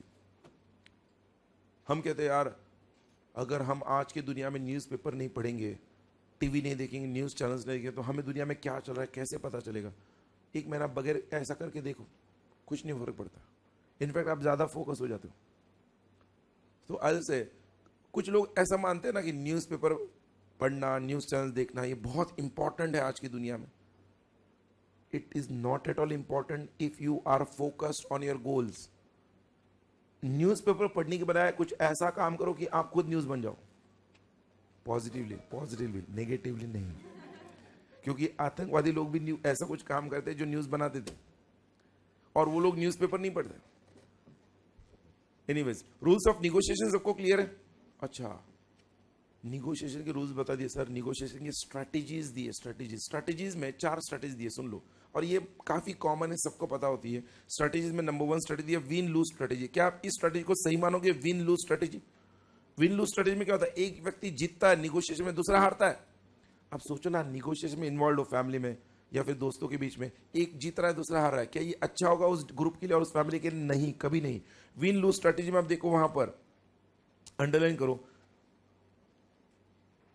it is a zero sum game because one party's gain counterbalances the अरे बोलो other party's loss. और उसका सेकंड लास्ट लाइन पढ़ो विन लूज स्ट्रेटेजी में. For example, you may find it better to sell your car at a low price when the other person is adamant on price and you cannot afford to wait for a better bargain. देखो कैसे दिए. आपको हर हालत में आपकी car बेचनी है, पैसों की सख्त जरूरत है और उस अपोजिट पर्सन को पता चल गया कि आपको जरूरत है. आपकी कार की एक्चुअल कीमत 2 लाख आनी चाहिए और आपको आज के आज फैसला लेना है, वो 1.5 लाख के ऊपर बढ़ ही नहीं रहा है. एंड में अगर आपको आज हर हाल में फैसला लेना, आप 1.5 लाख में दे रहे हो. इसमें उसने जीत हासिल कर ली, बट कौन हारा? आप हारे. विन लूज स्ट्रैटेजी में उसने फॉर द टाइम बिंग उसने जीत हासिल कर ली, बट अगली बार आप फिर से उसके साथ कोई व्यवहार या कोई ट्रांजैक्शन करोगे because you have lost it. Win lose strategy is never good strategy in negotiation. जैसे आगे lose lose strategy. Lose lose strategy कब होता है पता है? जब आप किसी से कोई चीज खरीदते हो, सुन लो, और आपको वो चीज खरीदने से नुकसान हुआ, आप 10 लोगों को बोलोगे उसके पास जाने के लिए बोला गया. बहुत डेंजर है, उल्लू बना देता है, चीटर है, फ्रॉड है. मतलब क्या? जब आपने आपके कस्टमर का नुकसान किया, कस्टमर ने भी आपका नुकसान किया. देखो what they are saying in this approach, underline the conflict causes such a damage that both the parties feel, अरे बोलो, losers. उसका second last line example mark करो. For example, when a customer feels cheated, she may tell others, causing loss of future business to the seller. समझ आएगी नहीं? Okay, then the next strategy in negotiation, compromise. ये अक्सर होता है sacrifice. Organisation की financial position काफी खराब है. 2 जनरल मैनेजर्स है, जीएम, उनको कहा गया था हर एक को एक एक पर्सनल सेक्रेटरी दिया जाएगा. अब ऑर्गेनाइजेशन की फाइनेंशियल पोजीशन खराब है, दोनों जीएम्स एक ही पर्सनल सेक्रेटरी से अपना काम चला रहे. एक पर्सनल सेक्रेटरी दोनों को क्या कर रहा है? हैंडल कर रहा है. यहां पर दोनों किसके इंटरेस्ट में कॉम्प्रोमाइज कर रहे हैं? अरे बोलो, ऑर्गेनाइजेशन के इंटरेस्ट में. What they are saying, just see, it is better to compromise than to continue fight and create possibility of a lose lose situation. ऐसे हालत में मुझे पर्सनल सेक्रेटरी मिलना चाहिए, झगड़ने के बजाय कॉम्प्रोमाइज किया बेटर है. क्या दे देखो, read it. When parties fight for scarce resources, a compromise may be the best option. Underline the example. For example, each of the 2 executives need a full-time secretary. They may have to compromise and share one secretary due to budget constraints in the organization. And I will say, ये तीनों strategy एक तरफ, और सबसे important strategy जो है win win strategy. Win win strategy में देखो क्या दिया, both the parties feel they have gained. The gain of one party is not achieved at the cost of other. It is a collaborative approach. that focuses on the ends rather than on the means. Joint problem solving is to arrive at an agreement that will benefit both the sides. So I'll say the best strategy in negotiation is always win-win. तो ऐसे model पे काम करो जहां पर win win model हो. Negotiation में involve होने के बाद विन विन स्ट्रैटेजी पर काम करोगे तो ही निगोशिएशन आपको लंबे समय तक फायदा देगा. अरे समझ आया कि नहीं? फिर ये किसी भी बात को लेकर हो, जस्ट इन चारों स्ट्रैटेजी को आपको पढ़ाया गया कि कैसे ये इनके इफेक्ट होते हैं, बट इनमें से आइडियल वन कौन सा है? Win win. क्लियर है? लंबी सांस लो, फिर से लो, ले लो एक बार, बस. वर्चुअल स्टूडेंट्स आप भी ले सकते हो सांस. बस कुछ एक कदम दूर है इस चैप्टर से.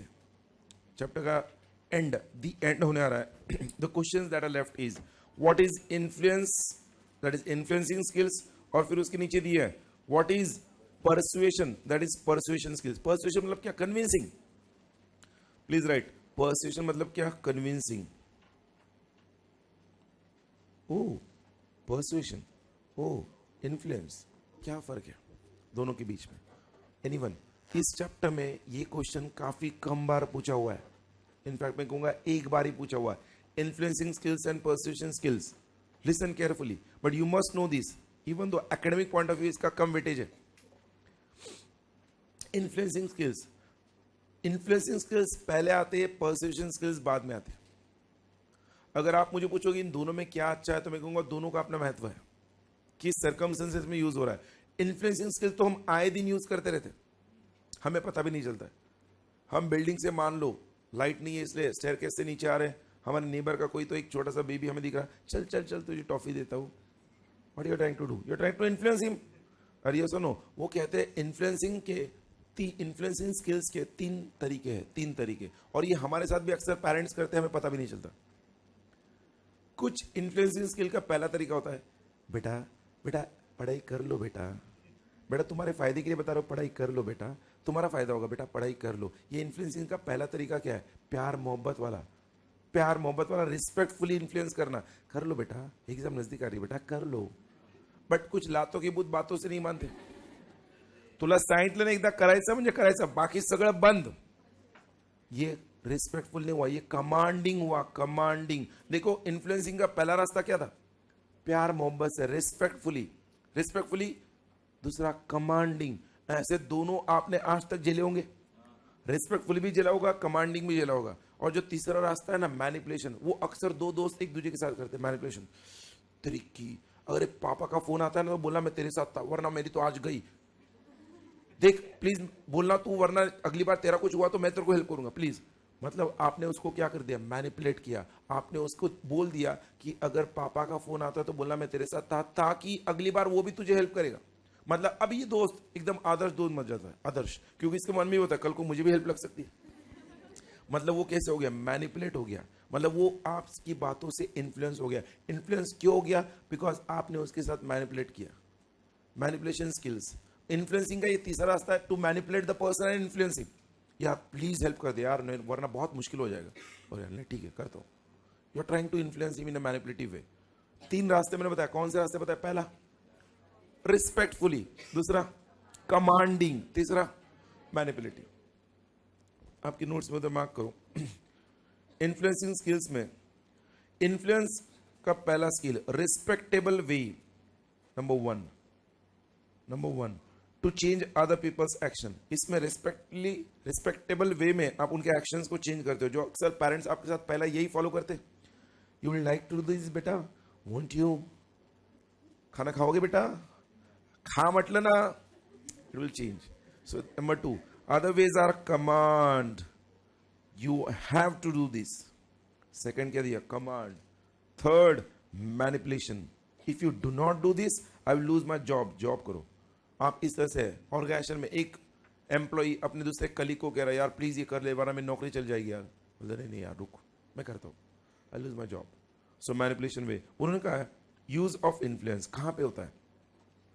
respecting people's interests, aspirations, and concerns, followed by adapting and demonstrating how your idea meet their real needs, will persuade them as to the merits of your proposal. दोस्तों इसका मतलब क्या हुआ? आप उसे इन्फ्लुएंस करके छोड़ देते हो कि यार तू मेरी मदद कर वरना मेरा नुकसान हो सकता है, बट आपके इन्फ्लुएंस के बाद अगर वो कन्विंस हुआ तो ही मदद करेगा. अरे ये सुनो, मतलब अगर आप देखो, अगर आप मुझे पूछोगे सही तरीका क्या है तो आई से influence him and leave it, don't convince him. Because हम लोग एथिक्स में पढ़ चुके हैं, एथिकल स्टैंडर्ड्स में पढ़ चुके हैं. The deontological approach, the rights approach, freedom to live is life, जियो और जीने दो, याद है क्या? अगर कोई व्यक्ति गलत काम कर रहा है तो उसे आप इन्फ्लुएंस करके छोड़ दो, बट उसके कन्विंस मत करो. ये तो उस लाइफ का हुआ जो हम कहते हैं पर्सनल लाइफ, एक व्यक्ति के इंडिविजुअल लाइफ से रिलेटेड. बट अगर बिजनेस में जाते हैं तो यस, सिर्फ इन्फ्लुएंस से काम नहीं चलता है. अगर एक सेल्स मैनेजर और एक सेल्स कोई पर्सन है, वो अगर कस्टमर को सिर्फ इन्फ्लुएंस करेगा, काम नहीं चलेगा, उसे तो कन्विंस करना है. अरे समझ रहा है कि नहीं? So it has to be, it will change according to the situations. Influencing के जैसे 3 स्किल्स है ना, परसुएशन के भी 3 स्किल्स है. और सुनो, पहला स्किल तो हर फैमिली में फॉलो होता है. पहला skill, principle of reciprocation. Persuasion skill में reciprocation, give and take relationship. मतलब क्या? एहसान का बदला एहसान. वो कैसे होता है सुन लो. आपके घर में शादी है, जस्ट इमेजिन, और आपके एक बहुत दूर के रिश्तेदार जिनका 10-15 सालों से आपसे फिलहाल कोई रिलेशन नहीं था, वो दूर बसे हुए थे, बट शादी का न्योता आपने सबको भेजा, उनको भी भेजा. अब उन्होंने आपके यहाँ शादी जब थी तो दिन पहले आकर, 15 साल से कोई रिश्ता नहीं था, 8 दिन पहले आके आपकी बहुत भरपूर मदद की. शादी में आपका काफी बोझ हल्का हो गया उनके आने से. ठीक है, यहां तक सब ठीक है. 6 महीने बाद अब उनके घर शादी का इनविटेशन कार्ड आया. घर में डिस्कशन शुरू होता है, वो हमारे 8 दिन आए थे, हमको जाना पड़ेगा. Why you got convinced? Because they had come to you. The law of persuasion works, principle of reciprocation works on give and take relationship. वो दूर के रिश्तेदार थे, 15 साल से कोई रिश्ता नहीं था. अगर वो आपके यहाँ शादी के दिन आते तो आप भी शादी के दिन ही जाते. बट जब उन्होंने 8 दिन आकर आपके यहाँ पर काफी हेल्प किया, घर के अंदर डिस्कशन शुरू, खास करके लेडीज लोगों में, नहीं नहीं आपल्याला जावं लागेल, we will have to go. Why? Because they get convinced and they will convince others also. Yes or no? In the family, we have to go, we must go. So principle of reciprocation क्या कहता है? Give and take relationship. ये पहला रास्ता है convince होने का. Human being easily convince होता है. ह्यूमन बीइंग देखो ना, इजीली कन्विंस. आपको किसी ने मदद की, नहीं यार तूने मुझे मदद की थी उस वक्त, मैं तुझे मदद करूंगा. कन्विंस्ड. Principal of reciprocation. दूसरा जो अक्सर बिजनेस ऑर्गेनाइजेशन में फॉलो होता है, principal of scarcity of resources. Scarcity कैसे? तो स्कैरसिटी, एक बहुत ही रिच लेडी, मैं एग्जांपल लेता हूं, जैसे पुणे में अगर आप मुझे पूछोगे तो कुछ एकदम हाई क्लास रिच फैमिलीज में जो लेडीज होती है, उनका डेली रूटीन ऐसा होता है कि वो लोग दोपहर में 2-3 बजे जस्ट खाना खाने के बाद टहलने निकलते हैं, शाम को 5-6 बजे तक एक 4-5 लाख की शॉपिंग कर लेते हैं, ऐसे ही घूमने निकले. तो ऐसे एकदम हाई क्लास रिच लेडी जो हर वक्त एक डायमंड शोरूम में हफ्ते में 2-3 बार जाती रहती है, जस्ट ऐसे टहलने के लिए. एक दिन ऐसे ही कुछ वक्त बिताना था तो उस डायमंड शोरूम में चली गई, और आधा 1 घंटा उसे किसी और मीटिंग में जाना था, किसी और किटी पार्टी में जाना था ऐसे, बट वक्त था तो उसने वो डायमंड शोरूम में जाके वक्त बिताया. डायमंड शोरूम का सेल्समैन जानता था ये लेडी काफ़ी रिच है और ये कुछ भी खरीद सकती है. अब सेल्समैन को मंथली टारगेट दिया हुआ था और वो टारगेट हर हाल में कंप्लीट करना था. अब वो सोचता है, वो लेडी आती है, लेडी देखती है, 3-4 डायमंड्स देखती है, लेडी देखती है ठीक है डायमंड्स अच्छे लगे मुझे, उसमें से ये 2 अच्छे लगे, बट ठीक है मैं अगले हफ्ते देखती हूँ. आने के बाद टाइम हो गया, लेडी निकल रही है. उस में अगर उसके पास प्रिंसिपल ऑफ स्कैरसिटी है, वो जानता है लेडी कुछ भी खरीद सकती है, बोलता है मैडम 1 मिनट, आपने कहा ये 2 डायमंड्स आपको अच्छे लगे, मैडम वाकई में आपको अच्छे लगे? बोलती है हाँ I like it but I see in the next week. Madam let me tell you, this are the only 2 pieces left. In fact, these are the unique editions. These are the unique editions we have brought and only 2 pieces left. You can come next week, no problem. But I don't know whether next week these diamonds will be there because इसका बहुत demand है फिलहाल और लोग इसको कभी भी खरीद सकते हैं. आप हमारे रेगुलर कस्टमर हो इसलिए मैं आपको बता रहा हूँ. This is unique edition. वो लेडी रेस्टलेस है, वो लेडी कन्विंस हो गई. क्यों? बिकॉज लेडी को इस बात का डर लग गया कि बाबा अगर मैं अगले हफ्ते आई और उसके पहले ये चले गए तो कोई और खरीद लेगा तो मेरा क्या होगा. मेरा क्या होगा, वॉट, शी इज कन्विंस्ड, दे दो भैया दे दो। अब सुनो ये आपके साथ कैसे हुआ है स्कैरसिटी का। दिवाली के लिए कपड़े खरीदने के लिए पेरेंट्स आपको लेकर गए, 2-4 शॉप्स में आप गए। पहले शॉप में जहां पर गए आपको एक थोड़ा महंगा ड्रेस पसंद आ गया, बट आपने कहा नहीं नहीं मुझे ये नहीं चाहिए। फिर आप कुछ सेकंड थर्ड शॉप में गए, बट आपका मन उसी ड्रेस में है। 4-5 2-3 घंटा हो गया है, एंड में आपके पेरेंट्स कहते तुला आवडलाय ना तू घेऊन टाक, नको विचार करू, घेऊन टाक। अब आप इमीडिएटली जाकर वहां से खरीद के क्यों ला रहे हो, because your parents are convince, you are convince. अगर आप नहीं खरीदोगे आज, हो सकता है वो कल ड्रेस ना हो वहां पर, आप जाके खरीद के ले आए, you are convince, principle of scarcity, कोई और लेके जाएगा, वो कळतंय का। पहला प्रिंसिपल क्या था, रेसिप्रोकेशन, दूसरा स्कैरसिटी, और तीसरा क्या पता है, तीसरा प्रिंसिपल उसको हम कहते हैं प्रिंसिपल ऑफ अथॉरिटी। अथॉरिटी मतलब क्या, एक आइडल पर्सन, हमारा कोई आदर्श होता है, हर एक व्यक्ति को कोई आइडल पर्सन होता है। वैसे एक रिसेंटली आईटी आई कैन से इंजीनियर बना हुआ, सॉफ्टवेयर इंजीनियर बना हुआ लड़का जब लास्ट ईयर ऑफ इंजीनियरिंग का एग्जाम देता है और रिजल्ट से पहले वो नारायण मूर्ति की बायोग्राफी पढ़ लेता है, खत्म, उसके अंदर नारायण मूर्ति सवार हो गए। अब नारायण मूर्ति को अपना आदर्श आइडल मान लेता है। कैसे नारायण मूर्ति ने अपने लास्ट ईयर इंजीनियरिंग के बाद स्ट्रगल करते हुए इन्फोसिस जैसी कंपनी स्टार्ट की और उसने एक बहुत बड़ा आज इन्फोसिस जायंट फॉर्म किया, बस उसके दिमाग में नारायण मूर्ति बैठ गई, बिकॉज उसको भी वैसा ही करना है। अब एक दिन टाइम्स ऑफ इंडिया के फ्रंट पेज पे नारायण मूर्ति ने कह दिया एक आदमी ने अपनी लाइफ ऐसे ही जीनी चाहिए, खत्म, ये कन्विंस्ड। नारायण मूर्ति ऐसा कह रहे ना, वो नेक्स्ट डे से एकदम नारायण मूर्ति की कहने जैसे उन्होंने कहा उस तरह से अपनी लाइफ जी रहा है एकदम से। मतलब क्या, वो कन्विंस किस बातों से हुआ, उनके शब्दों से हुआ नहीं, उस व्यक्ति को जिसको उसने आइडल माना था, ऑथोरिटी माना था, उनके शब्दों को इजीली क्या कर लेता है, एक्सेप्ट कर लेता है। आप देखो ना ये आपके साथ कैसे हुआ होगा। हर एक व्यक्ति के धर्म में, रिलीजन में, समुदाय में अपने अपने धर्म गुरु होते। हमारे पेरेंट्स अक्सर उन धर्म गुरु के पास जाते हैं, उनकी बात मानते। क्यों मानते, बिकॉज उनको वो क्या मानते, आइडल मानते, आदर्श मानते। नहीं, वो हमें गुरुजी हमें कह रहे हैं, मतलब कोई सही रास्ता दिखा रहे हैं, वो हमारा बुरा क्यों चाहेंगे। मतलब क्या, आपके पेरेंट्स या आप किसी एक एल्डरली पर्सन की बात आसानी से कम मानते हो जब आप उसके आपका आदर्श मानते हो और आप उसको उसकी बातों को पॉजिटिवली लेते हो। प्रिंसिपल ऑफ अथॉरिटी, आप उनको आपका अथॉरिटी देना चाहते हो, वो करते का। Underline over there, what is persuasion में, process of guiding people and one self towards the adoption of an idea, attitude और action by rational and symbolic means. 3 principles में पहला प्रिंसिपल ऑफ रेसिप्रोकेशन, जो मैं कह चुका हूं, I am obliged to give back to you what you first give to me, give and take relationship. Second principle of scarcity, people are more motivated by the idea of losing something than gaining those same things.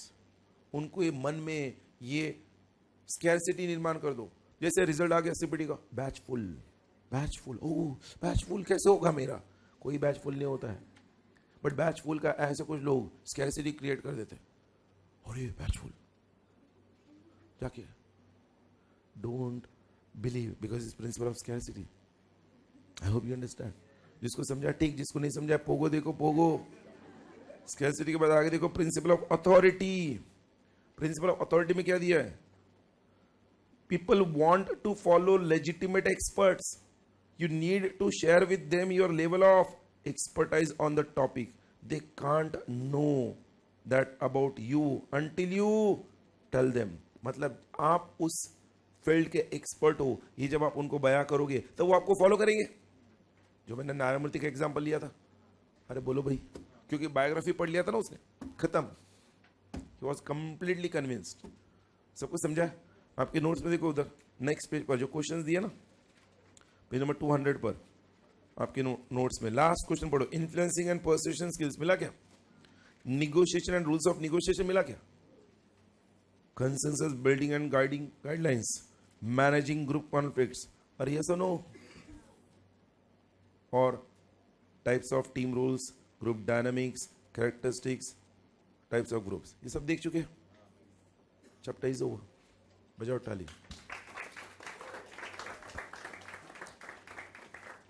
जितना discussion हमने किया ना इस chapter का, उससे कम discussion 4th और 5th chapter मिलाकर है।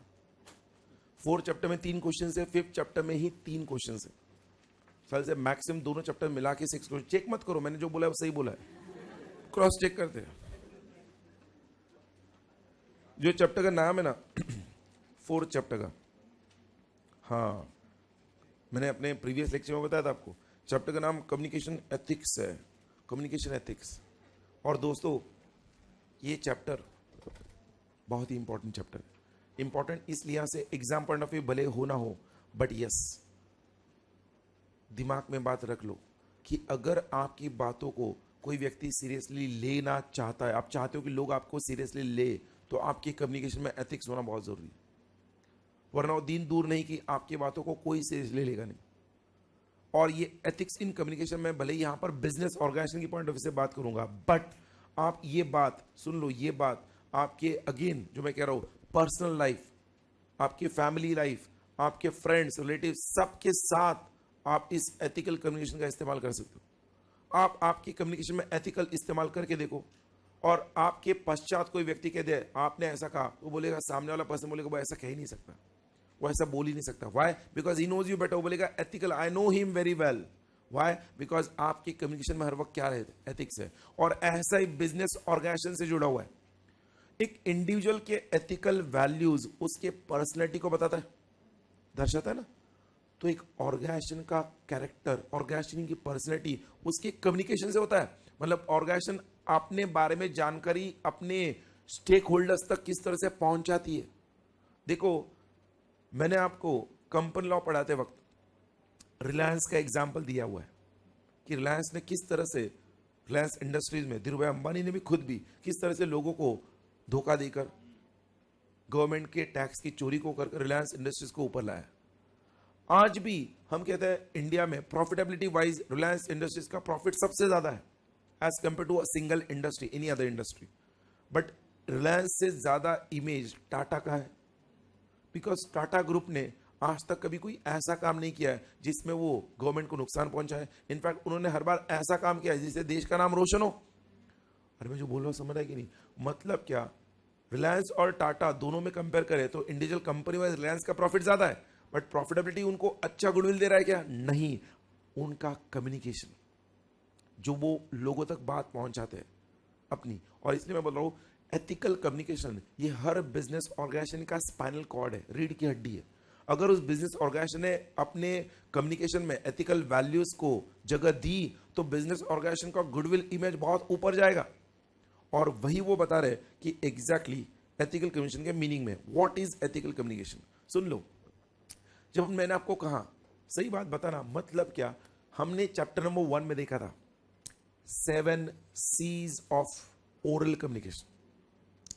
ये मैसेज जा रहा है ना ओरली, तो राइटिंग में भी हो सकता है। आप जो मैसेज दे रहे हो ना एथिकल कम्युनिकेशन में, message must be clear, complete, truth, concise. अरे समझ रहा है कि नहीं? ये सारे जो सीज हम देखे थे वो सीज अगर आप इस एथिकल कम्युनिकेशन में फॉलो करोगे ना तो आपके ऑर्गेनाइजेशन का गुडविल पॉजिटिव होगा। अब देखो मेरे साथ मार्क करो उधर क्या दिया है। Ethical communication means communicating with a sense of responsibility towards the society, जिम्मेदारी से कम्युनिकेट करना, क्योंकि आप जो बोलने वाले हो उसका सीधा असर आपके स्टेक होल्डर्स पर होगा। अरे समझ रहा है कि नहीं? आगे,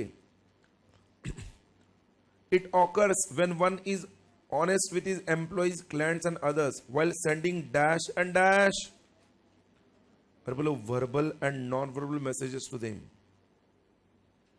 ये लाइन डायरेक्टली एक लाइन दो लाइन छोड़ के, an individual or an organization behaves ethically when it observes moral values in whatever he or she says. Organizations can be ethical only when individuals and groups working in the organization are ethical. जो individuals ethical होंगे और organisational groups ethical होंगे। अब देखो main attributes मतलब क्या? Features. Ethical communication में exactly आपको किस पर फोकस करना है? Please underline the message is, message कैसे होना चाहिए? कंप्लीट होना चाहिए। और कंटेंट ऑफ द मैसेज कैसे होना चाहिए? बोलो, ट्रू, सच होना चाहिए। और मैसेज में एक्यूरेट और सिंसियरिटी होनी चाहिए, मतलब बड़ा चढ़ाकर प्रेजेंट नहीं करना है उसे। मैसेज के अंदर दोनों aspect, positive and negative aspect दोनों को सामने रखना होता है। Opinions are not stated as facts. आपके ओपिनियन को आप इंफॉर्मेशन कहते हुए मत पास ऑन करो, ऐसा है, as your opinion, don't pass it as an information because it will mislead. Graphical data to be portrayed in a fair manner, इन सारे फैक्टर्स को, फीचर्स को आपको ध्यान में रखना है। बट एक अच्छे एथिकल कम्युनिकेशन के जो फैक्टर्स दिए ना वहां पर दोस्तों, 4 फैक्टर्स दिए। कितने? 4। सुन लो वन बाय वन। पहला फैक्टर क्या दिया? Organizational values. What is that? Don't read please. Organizational values मतलब क्या? They have said organization values. जब हम कहते हैं ना, ऑर्गेनाइजेशन को जो लोग चला रहे हैं, जो रन कर रहे हैं, जो मेन ऑर्गेनाइजेशन के व्यक्ति है, उनके एथिकल वैल्यूज अगर उनके पास होंगे तो ही ऑर्गेनाइजेशन के अंदर वैल्यूज होंगे। अब सोचो ना, ओसामा बिन लादेन या ये जो भी हम तालिबान के लोग कहते हैं, इनकी भी ऑर्गेनाइजेशन है, बट इनके ऑर्गेनाइजेशन के एज सच कोई मॉरल वैल्यूज नहीं है। तो ये लोग जो भी काम करेंगे ना, वो इमोरल काम ही करेंगे, वो डिस्ट्रक्टिव काम ही करेंगे, बिकॉज इनके ऑर्गेनाइजेशन के अपने आप में कोई वैल्यूज नहीं है। तो इनका कम्युनिकेशन कभी भी एथिकल हो सकता है क्या? कभी नहीं। वो कहते हैं अगर एथिकल कम्युनिकेशन आपको डेवलप करना है तो सबसे पहले आपके ऑर्गेनाइजेशन के वैल्यूज को समझो। मतलब क्या? अंडरलाइन करो।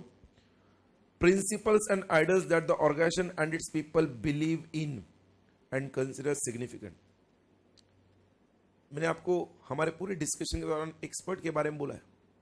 I have always tried to give you this example because we are always focusing on that particular perspective or thought कि we need not follow others. Others must follow us. In fact, we must always have your own path. कि common trend क्या चल रहा है वैसा अपन करेंगे तो then we are in the same boat. We can't what? Point out someone else because 4 fingers are towards us. So you need to lay down your own path. Organization के अंदर principles and idols, उनके लोगों का क्या है उसको significantly उन्हें ध्यान रखना है, उसी के ऊपर ऑर्गेनाइजेशन बेस्ड होना चाहिए। तो एथिकल कम्युनिकेशन का पहला फैक्टर क्या है? Organizational values. अरे बोलो, आप लास्ट उसमें अंडरलाइन करना उसी पैराग्राफ में, organizational values are reflected in the dash.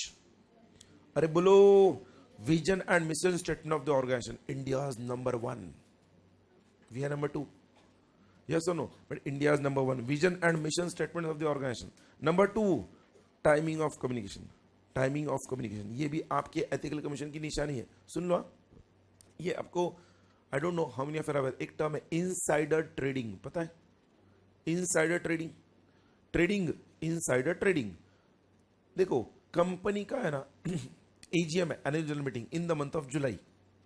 AGM में पिछले फाइनेंशियल ईयर के बैलेंस शीट पैनल को रखा जाएगा शेयरहोल्डर्स के सामने, और कंपनी को कितना परसेंटेज मुनाफा हुआ ये पता चलने वाला है एजीएम में। ठीक है, एजीएम होने से पहले ही ये जानकारी अगर बाहर लीक हो गई तो ऐसे केस में मान लो प्रॉफिट बहुत ज्यादा हुआ है, जिनको ये जानकारी पता चली उन्होंने कंपनी के शेयर्स पहले ही खरीद लिए स्टॉक मार्केट से, और एजीएम में जैसे ही न्यूज आया उसके बाद स्टॉक जब बढ़ा इन्होंने बेच दिया। इन लोगों ने कौन सा ट्रेडिंग किया? उसे कहते हैं इनसाइडर ट्रेडिंग। मतलब इन्होंने एक अनपब्लिश्ड प्राइस सेंसिटिव इंफॉर्मेशन के ऊपर ट्रेडिंग किया। लॉ कहता है, in fact we can say when we are involved in communication में एथिकल कम्युनिकेशन की निशानी है आपका टाइमिंग ऑफ कम्युनिकेशन सही होना चाहिए। हाँ, एजीएम आ गया, मतलब एजीएम हो गया, एजीएम के बाद आपने इंफॉर्मेशन सबको कम्युनिकेट कर दी, दैट इज करेक्ट। एजीएम से पहले अगर कुछ लोगों को ये जानकारी दे दी, क्या वो एथिकल कम्युनिकेशन होगा? नहीं। कुछ शेयरहोल्डर्स को दे दी, आपने कह दिया नहीं शेयरहोल्डर्स हमारे ओनर्स होते इसलिए जानकारी दी, एजीएम से पहले दिया तो इट इज नॉट एथिकल। देखो क्या लिखा है वहां पर, वही एग्जांपल दिया है। Request all of you to read that paragraph please on your own, read that, underline the example given over there, will come to know, please read on your own.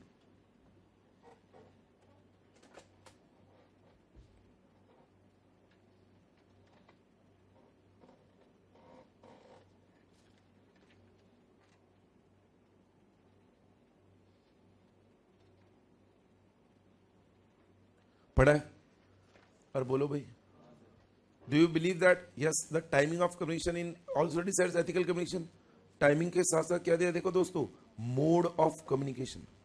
आप किस रास्ते से कम्युनिकेट करो, किस वे में communicate करो, वो भी डिसाइड करेगा एथिकल कम्युनिकेशन। देखो क्या दिया है, फर्स्ट लाइन अंडरलाइन करो, spoken word, written word and body language are 3 main modes of communication.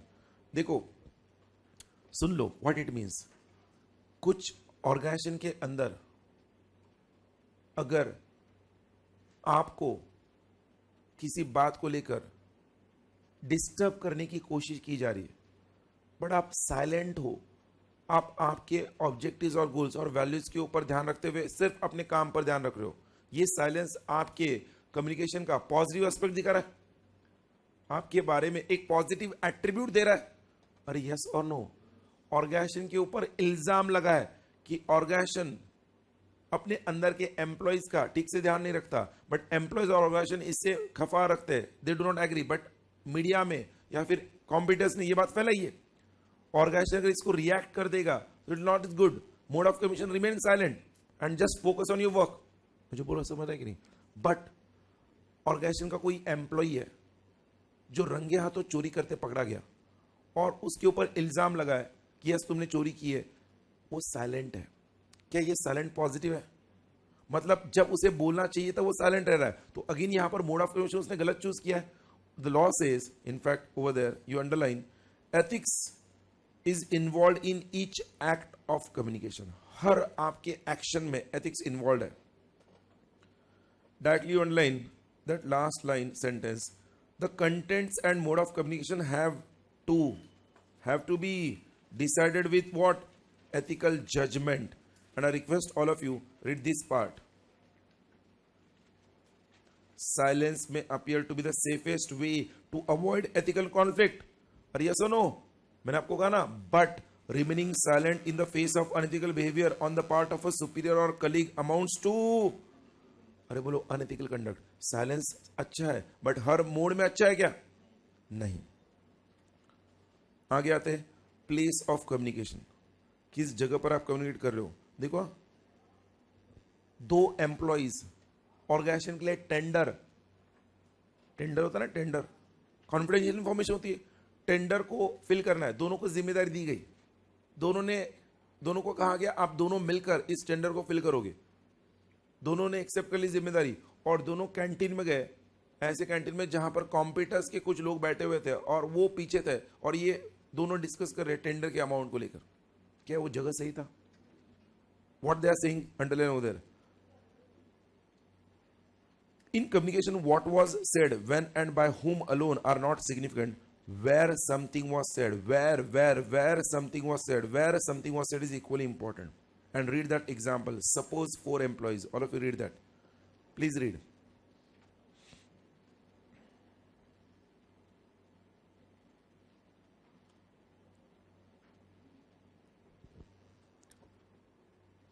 पढ़ो।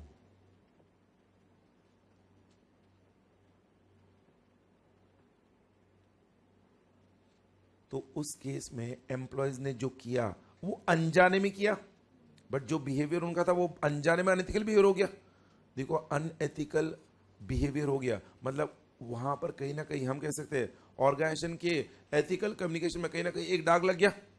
हम कहते हैं एथिकल कम्युनिकेशन के ये कितने फैक्टर्स है? 4। बगैर देखे मुझे बोलो, पहला फैक्टर क्या है? एथिकल कम्युनिकेशन किससे इन्फ्लुएंस होगा? ऑर्गेनाइजेशनल वैल्यूज से इन्फ्लुएंस होगा। एथिकल कम्युनिकेशन का सेकंड फैक्टर जिससे ethical communication, timing of communication, तीसरा मोड ऑफ कम्युनिकेशन, एंड चौथा प्लेस ऑफ कम्युनिकेशन। इस चैप्टर में यही क्वेश्चन बार बार पूछा हुआ है। What is ethical communication? Explain the various factors of ethical communication. कितने फैक्टर्स है? 4।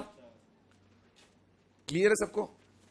देखो, अगर आपको ये समझा ना दोस्तों, तो मैं कहूंगा चैप्टर में सिर्फ एक ही क्वेश्चन बचा है। जो दूसरा क्वेश्चन है वो उस पर सेकेंडरी है, आई विल से इंसिडेंटल है। वो जो क्वेश्चन बचा है ना वो क्वेश्चन नंबर 2 है। क्या लिखा है? Ethical dilemma in communication. वो डायग्राम देखो, डायग्राम एथिकल डायलेमा में दोनों एक दूसरे की तरफ खींच रहे हो उसे। एथिकल डायलेमा है ना, किधर जाओ? सेम वे हमने एथिक्स में पढ़ा है ethical dilemma, choosing right from right is ethical dilemma. Communication को लेकर ऑर्गेनाइजेशन में एथिकल डायलेमा कैसे होता है? अच्छा होता है। अरे मतलब किस वे में हो सकता है? वो अलग अलग उन्होंने 7 to 8 एरियाज दिए जहां पर एथिकल डायलेमा फेस होता है। पहला एथिकल एरिया जो डायलेमा वाला है वो ethical dilemma, first they have given secrecy. Secrecy मतलब क्या? Don't read. एम्प्लॉई है ऑर्गेनाइजेशन का, उसे ये पता ही नहीं कि कौन सी जानकारी सीक्रेट रखनी है और कौन सी कहनी है, एक्सपोज मतलब कौन सी जानकारी लोगों तक कन्वे करनी है। वो सारी जानकारी को सीक्रेट रख रहा है। क्या वो सही होगा? या वो सारी जानकारी कह नहीं कहते हुए सीक्रेट इंफॉर्मेशन भी बोल रहा है, क्या वो सही होगा? नहीं। मतलब जब तक उसे ये पता नहीं होगा किसको सीक्रेट रखना और किसको नहीं, देयर कैन बी डायलेमा। तो सीक्रेसी ऑफ इंफॉर्मेशन को लेकर डायलेमा हो सकता है। अब उधर मार्क करो मेरे साथ, the biggest dilemma is to decide what is to be kept secret from the insiders and, अरे बोलो, आउटसाइडर्स। एंड उसका third point, although maintaining a certain degree of secrecy is legitimate need, however it should be kept in mind that too much secrecy leads to lack of innovation। अगर आपको पहला ethical dilemma समझा है secrecy, दोस्तों जो 7 ethical dilemmas दिए वहां पर वो पहले हाईलाइट करो, जो नहीं समझा वो मैं डिस्कस करूंगा। सेकंड वन क्या दिया? Needless whistle blowing. Whistle blowing सबको पता है, व्हाट इज विसल ब्लोइंग? कुछ गलत हो रहा है उसके बारे में अवेयर करना, बट नीडलेस दिया, नीडलेस, बगैर काम का कुछ लोग सिटी बजाते रहते, नीडलेस विसल ब्लोइंग। और ये सुनो, ऑर्गेनाइजेशन में बार बार किसी की कंप्लेंट करना कि वो कुछ गलत कर रहा है, नीडलेस विसल ब्लोइंग में आप अंडरलाइन करो, employees out of greed, jealousy और revenge motive informs the public about corporate negligence. Company ने उनको 2 महीने का वेतन कम दिया है किसी कारणवश, इन्होंने रेगुलरिटी ना दिखाई, इसलिए अब ये ऑर्गेनाइजेशन से गुस्सा है ये एम्प्लॉय, इसलिए ऑर्गेनाइजेशन की सारी सीक्रेट इंफॉर्मेशन ये करता है, बाहर लीक करता है। ऑर्गेनाइजेशन में कुछ कम ज्यादा हुआ, इमीडिएटली लोगों को बोलता है ये अच्छा नहीं है बिजनेस ऑर्गेनाइजेशन, नॉट गुड। सो ये क्या कर रहा है? नीडलेस लोगों को बाहर जाके क्या कर रहा है? विसल ब्लोइंग कर रहा है। They have said although the society has a right to know, society को ये अधिकार है to know the potential hazards, yet they should be aware of the ill motive of the whistle blowers. ये ऐसा क्यों कर रहा है? बिकॉज ये ऑर्गेनाइजेशन से नाराज है इसलिए कर रहा है ना, so that is needless whistle blowing. I hope you getting it. तो वो आपके लिए एक प्रॉब्लम क्रिएट कर सकता है। Then you just underline leakage, then underline rumours and gossips.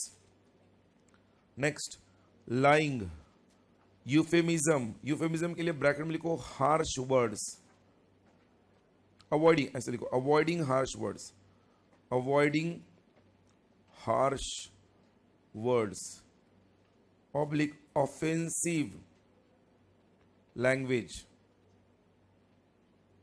offensive language, and last one is ambiguity। One by one देखो, पहले 2 तो हमने डिस्कस किए क्विकली। लीकेज में आओ, leakage, all of you what exactly leakage को किस में दिया उन्होंने? देखो, whistle blowing without disclosing one's identity is leakage. अच्छा, अब समझ में आ रहा है। विसल ब्लोइंग में विसल ब्लोअर अपना नाम डिस्क्लोज करता है, जिसको मैसेज दे रहा है उसको बताता है कि मैं विसल ब्लो कर रहा हूं, बट लीकेज में कोई फोन आया, ऐसा ऐसा हो रहा है बोला, क्या कौन बात कर रहा है, कट। तो ये क्या हो गया? Without disclosing your name you have, बोलो, blown the whistle. Similar to whistle blowing, it is unethical on the part of employees to leak information vital for the organization. Organization suffers severe loss due to leakage. Rumours and gossips, इसमें उन्होंने कहा है rumors focus on events and gossips focus on people. Both affect the management judgment as they are unconfirmed piece of information. Decision based on rumors and gossips tend to be biased and then being rational. Rational मतलब क्या? Reasonable. ये ज्यादा biased होते हैं rather than reasonable. Rumors and gossips भी कई बार organisation के जो लोग होते हैं अंदर, वो अपने ऑर्गेनाइजेशन की किसी फेलो कलीग के बारे में, उसके पर्सनल लाइफ के बारे में गॉसिप करेंगे। ये ऑर्गेनाइजेशन में कुछ होने वाला है, नहीं भी होना होगा तो उसकी रूमर फैला देंगे, अरे ऐसा होगा, बोला ऐसा होने वाला है, रूमर। सो ताकि लोग क्या हो? कंफ्यूज्ड हो। So they say rumours and gossips again are areas where ethical dilemma will arise. अरे बोलो भाई, पहले कितने पॉइंट्स देखे अब तक एथिकल डायलेमा के? एथिकल डायलेमा की जो स्टेप्स या एथिकल डायलेमा किन कारणों से होता है कितने देखे अभी तक? 4। पहला क्या था? सीक्रेसी ऑफ इंफॉर्मेशन, क्या बोलना है क्या नहीं, इसको लेकर डायलेमा। दूसरा हम कहते हैं नीडलेस विसल ब्लोइंग, मतलब विसल ब्लोइंग करोगे तो ठीक है, बट बगैर काम का करोगे तो it will destroy the organisations goodwill. Number 3 leakage और नीडलेस में फर्क क्या? लीकेज में बगैर नाम का होगा, बाकी सब सेम है। नंबर 4 रूमर्स एंड गॉसिप्स, मतलब काम की जगह काम पर फोकस किए बगैर इन बाकी बातों पर ध्यान रखोगे तो again that is a dilemma कि क्या इंपॉर्टेंट है क्या नहीं। और आगे उन्होंने दिया है लाइंग, झूठ बोलना, फॉल्स स्टेटमेंट्स, ये भी आपके ऑर्गेनाइजेशन के अंदर कौन सी जानकारी झूठ होगी, कौन सी सच है, ये जानना भी बड़ा मुश्किल है। देखो क्या दिया है, false statement which deceives others to avoid pressure and other ethical dilemmas. लोग झूठ बोलते हैं ऑर्गेनाइजेशन में। shatters the bond of trust between people, shakes the very foundation of ethical communication। दोस्तों ये जब मैं बता रहा हूं ना, प्लीज ध्यान रखना, ये एक इंडिविजुअल से जुड़ा हुआ है। किससे जुड़ा हुआ है? बिजनेस ऑर्गेनाइजेशंस में आप एज ए इंडिविजुअल जब कम्युनिकेट करोगे तो आपने सीक्रेसी से, नीडलेस विसल ब्लोइंग से, लीकेज से, रूमर्स एंड गॉसिप से दूर रहना है।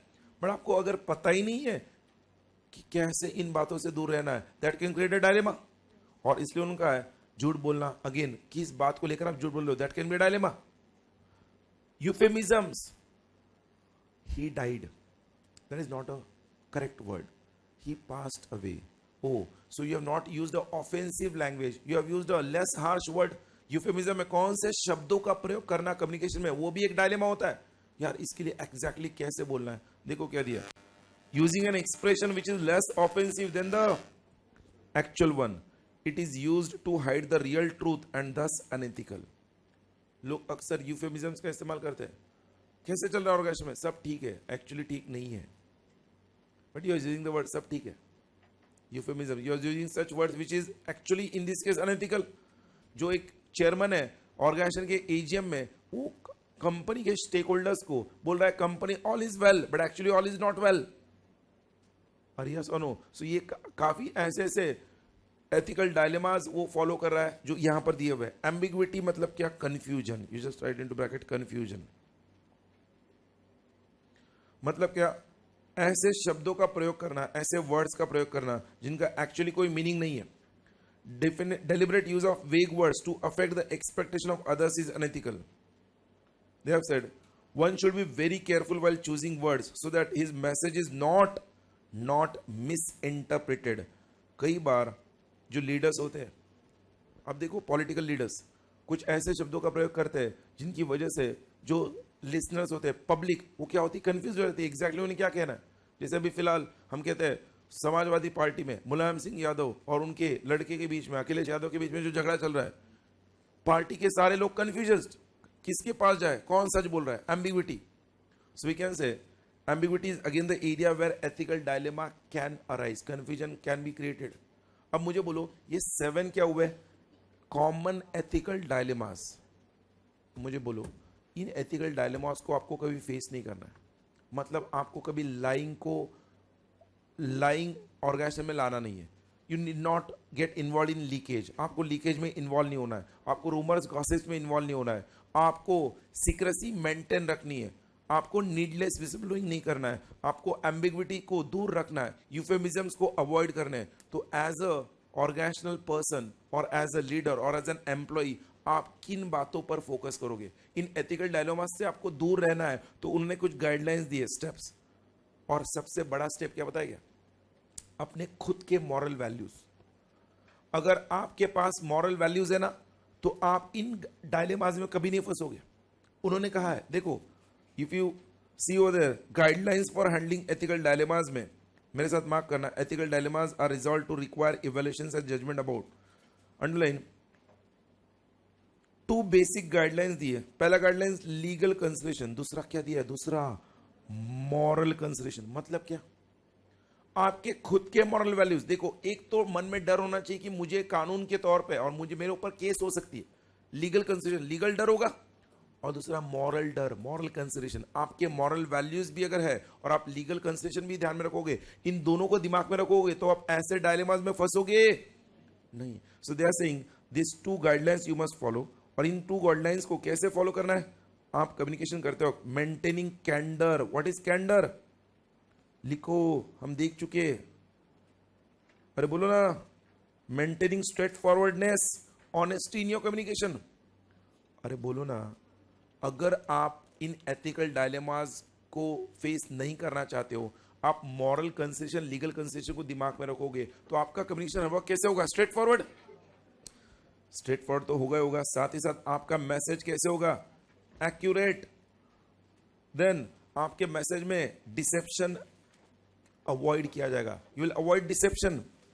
आप कंसिस्टेंसी रखोगे, आपके शब्दों में हर वक्त क्या रहेगा, कंसिस्टेंसी रहेगी, आप लोगों का ट्रस्ट जीतने की कोशिश करोगे, आपकी कम्युनिकेशन सही समय पर करोगे, यू विल नॉट अवॉइड, बोलो, लीकेजेस। याद है ना, हमने मोड ऑफ कम्युनिकेशन या फिर टाइमिंग ऑफ कम्युनिकेशन देखा था। So this timeliness you will follow, and आप अनएथिकल बिहेवियर को टॉलरेट नहीं करोगे, because you are always in ethical communication. ये सेवन स्टेप्स अगर आप फॉलो करोगे तो अपने आप किन गाइडलाइंस को फॉलो कर रहे हो, legal consideration and moral consideration, इन दोनों को फॉलो कर रहे हो, तो अपने आप जो 7 एथिकल डायलेमास है वो आप फेस नहीं करोगे। अरे समझ रहा है कि नहीं? So if you see that last question given over there, what is the advantage of ethical communication, बहुत डिफिकल्ट लग रहा है, पढ़ो। अगर ऑर्गेनाइजेशन में एथिकल कम्युनिकेशन होगा तो फायदा क्या मिलेगा उसका, ऑर्गेनाइजेशन को, ऑर्गेनाइजेशन सक्सेस होगा, ऑर्गेनाइजेशन में सब लोग ऑनेस्टी इंटीग्रिटी से काम करेंगे, ऑर्गेनाइजेशन को कॉम्पिटेंस के आगे एडवांटेज मिलेगा, परपेचुअल मतलब कंटिन्यूअस, कॉम्पिटेंस मतलब क्या, ऑर्गेनाइजेशन की ताकत बढ़ती रहेगी, कंटिन्यूअस स्ट्रेंथ होगा तो कॉम्पिटेटिव एडवांटेज मिलेगा, गुडविल बढ़ेगा, और ऑर्गेनाइजेशन के अंदर के लोगों का स्टेटस, ह्यूमन डिग्निटी क्या होगा, वो बढ़ जाएगा, because organization emphasis human dignity. तो आई से ये जो एथिकल कम्युनिकेशन का सिग्निफिकेंस है ना, यहां पर आप ऑफ बोलो बिजनेस एथिक्स, याद है क्या, वो भी लिख सकते हो। 10-11 बेनिफिट्स थे। एक अच्छे एथिकल कमीशन में ऑर्गेनाइजेशन के एम्प्लॉइज का मॉरल मोटिवेशन हाई होगा, उनका एफिशिएंसी बढ़ेगा तो प्रोडक्टिविटी बढ़ेगा, प्रोडक्टिविटी बढ़ेगा तो कॉस्ट ऑफ प्रोडक्शन घटेगा, कॉस्ट ऑफ प्रोडक्शन घटेगा तो प्रॉफिटेबिलिटी बढ़ेगा, प्रॉफिटेबिलिटी बढ़ेगा तो गुडविल बढ़ेगा, गुडविल बढ़ेगा तो सेल्स बढ़ेगा, सेल्स बढ़ेगा तो कस्टमर्स की लॉयल्टी बढ़ेगी, कस्टमर्स की लॉयल्टी बढ़ेगी, गवर्नमेंट का इंटरवेंशन कम होगा, गवर्नमेंट का इंटरवेंशन कम होगा तो क्वालिटी मैनेजमेंट होगा, क्वालिटी मैनेजमेंट होगा तो लेबर टर्नओवर कम होगा, लेबर टर्नओवर कम होगा तो overall improvement in the standard of living होगा। याद है क्या? Same thing you can write for significance. अब देखो चैप्टर के क्वेश्चंस क्या दिए वहां पर, उसका प्रूफ पढ़ो। Everyone is entitled to know everything. Ethical commission and boss. Or question number 1, significance of ethical commission. Number 2, ethical dilemmas in commission. And number 3, guidelines to handle ethical dilemmas. Simple है, सबको समझा है पक्का? So can we say that the 4th chapter is over? So only one chapter is left, chapter number 5. That will complete in our tomorrow's session. And communication का part 2 का एक छोटा सा पार्ट पेंडिंग है, वो भी हम कल के सेशन में कंप्लीट करेंगे। Is it clear? Thank you, thanks a lot.